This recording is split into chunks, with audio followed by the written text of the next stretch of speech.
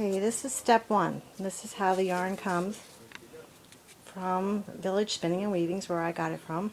And this is some white blue face Leicester, and it comes already rolled up like this. And the first thing we're going to do is divide it in half and dye one half one color and another half another color. Okay, next step is soaking the wool in for 15 minutes in a half a cup of vinegar and just some cool water. You don't want to agitate or squeeze too much, just let it gently sit and soak up as much vinegar and water in 15 minutes. And then we'll move on to step 3.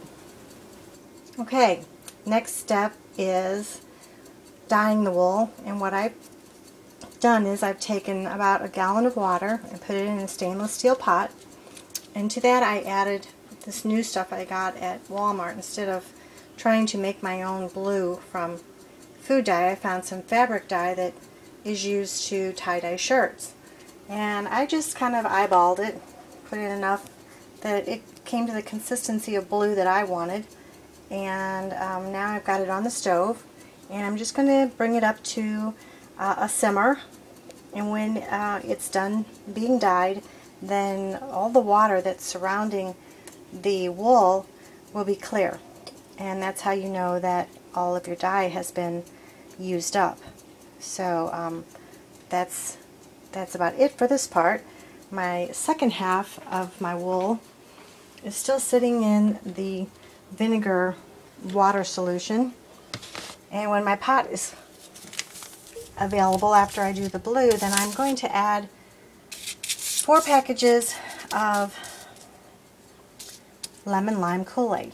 And I'm hoping that the royal blue and the bright lemon lime Kool-Aid will have a really cool combination for the wool. So that's where I'm headed in the next direction.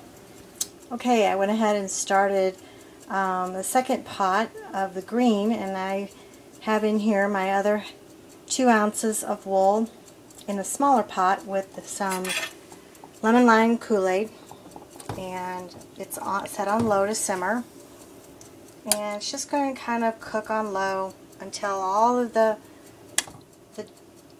juice in the pan, when I pull the wool back, you'll see it'll be clear. And once the wool has absorbed all of the dye, that's really as much as you're going to get out of the dye you've put in here. So this will be a lot lighter once it's dry. So you always want to make it a little bit darker than the color you intended. My blue is coming along here. It's on a nice simmer, and it's going to be nice and dark blue. Hopefully all the pieces will be pretty similar. I did add a little more blue to it because it looked like it was going to be a baby blue instead of a royal blue. So we'll just let it simmer a little bit longer and make sure that, because I don't know if this water is going to turn clear or not. This is a different type of dye. I haven't used this before, but okay, the second part of this, I'm getting ready to rinse my wool. It's been sitting here cooling on the counter. After it finished simmering and absorbing all the available dye, I let it sit on the counter until it came to pretty much a room temperature, and I poured off all the extra water.